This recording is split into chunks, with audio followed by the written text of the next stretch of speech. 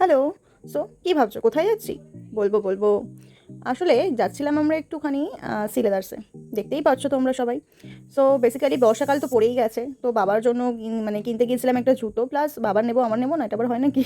তো নিয়েছিলাম দুটো জুতো, প্লাস দুটো বাবারই দুটো জুতো নিয়ে মোট ৩ খানা জুতো কিনেছিলাম। এই যে স্যার ট্রাই করছে যে কোন জুতোটা বাবার জন্য নিলে বেটার হবে। আসলে বৃষ্টির মধ্যে সত্যি বলছি, বর্ষা জুতো না পরলে না বড্ড অসুবিধার। বুটগুলো বেশ ভালোই ছিল, তো নিয়ে নিলাম। তো একটা তো অলরেডি সিলেক্টেড হয়ে গেছিলো, আর একটাই ব্লুটা নেওয়া হলো।